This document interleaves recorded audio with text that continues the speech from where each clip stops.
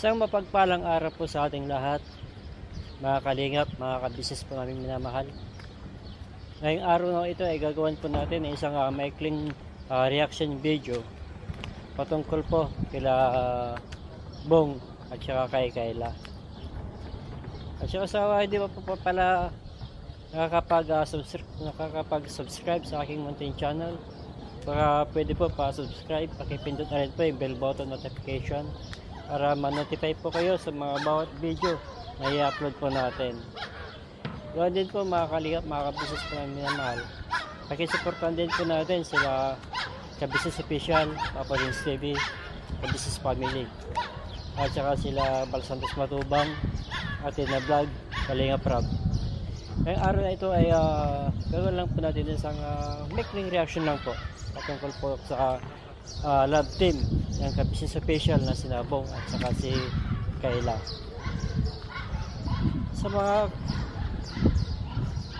Sa bago pa lang po sa at ito nga po mga kabisnes po namin minamahal. Ito pong si Bong ay nagpaalam po kila Mr. and Mrs. Kabisnes na gusto po manligaw kaya Kayla. At yun naman po ay pinayagan ni Kabisnes at saka at ito naman po ay pinayagan ni Mr. and Mrs. Kabisnes. At yun nga po sa unang date po nila ni Kayla ay sinabi po ni Bong na gusto niya pong manligaw kay Kayla at sabi naman po ni Kayla ay walang problema. Basta akin siya ng ligaw ay doon po sa kanilang tahanan.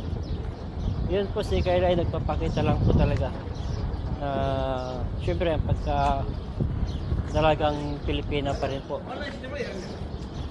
Kahit nasa kabila po ng meron na po siya naging asawa po dati na dalawa. At doon pa rin po natili pa rin yung kanyang pag-iingat o kumbaga dignidad bilang sa pagkababae niya. Yan po mga kalingap, mga kabisnes po ay minamahal. At marami nga po na nag-comment. Sabi pa po nila ay pilit daw na pinag-love team si Kayla at si Bong. Sabi pa po nila na meron daw kapansanan sa pag-iisip yung dalawa. Diyan po lingin sa ating kaalaman mga kalingap, mga kabisnes po ay minamahal. Ito pong si Kayla ay nagkaroon po ng depression sa 2 beses pong kabiguan sa kanyang pag-ibig. At itong si Bong naman po ay pagkaisip bata.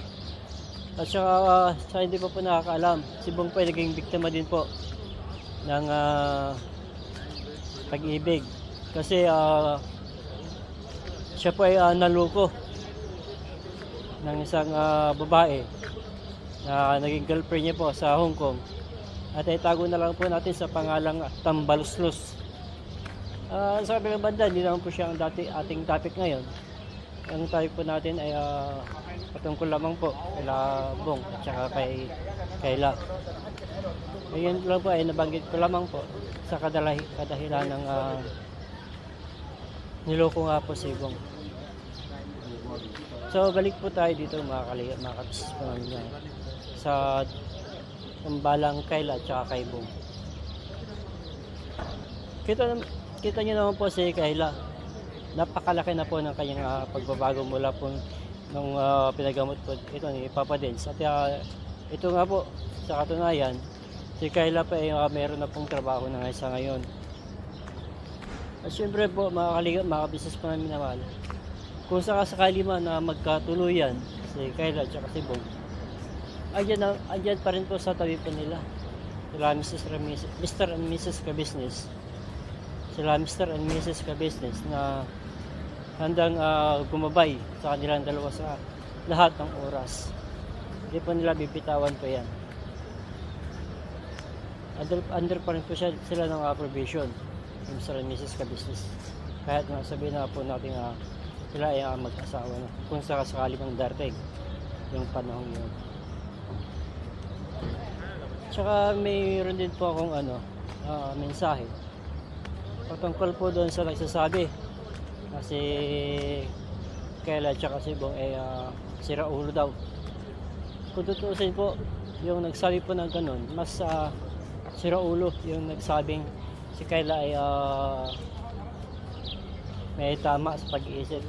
Totoo lang, sa ganitong klaseng mga tao po, katulad pa ni Labong at saka ni Kayla, ito po ay nangangailangan ng mga mahabang pag-unawa sa kabila po ng kanilang naging problema sa buhay pag-ibig. Kasi hindi po basta-basta yun, yung pinagdaanan po ni Kayla. Isang matinding depression po yun. Kumbaga yung nagsabi po doon ay mas malala pa. Mas malala pa po sa sinasabi niyang sira ulo. Kung mas may sira ulo, siya po yun. So, mga kabisis po ang minamahal. Bali, tuloy-tuloy lang po natin na suportahan ang teleserye nila Bong at saka si Kayla. At saka syempre po, ganoon din po sila Kabisis Official at saka Papa Dins TV.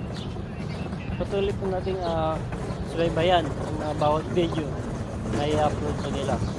Kasi sa bawat panonood po natin, nakakaligat, makakabisas po naming minamahal, ay kasama po tayo sa mga, kumbaga, may contribution. Kasi po kung hindi po dahil sa atin na nanonood sa kanila, eh wala rin po silang maitulong sa ating mga kababayan. So, sama-sama po tayo, nakakaligat, makakabisas po namin minamahal. Supportan po natin sila ka-business. At nang sa ganun po, mas mapalawak pa po nila yung kanilang adhikain na makatulong sa ating mga kababayan na kinangailangan. So bago ko po tapusin po ang vlog na ito, ay nais ko lang pong i-shout out ang aking mga co-reactor ng Kabisis Official Papa Dins TV na sina Anime Reactor TV, Taong Gala, Katangay PLC, Almenda Mix Vlog, Kamix Vlog, saka si Analisa Reality Vlog. Ganoon din po si Ma'am Claire's Channel. So hanggang dito naman po ang aking munting reaction video. So ingat po tayo lagi. Ang God bless. Bye bye po.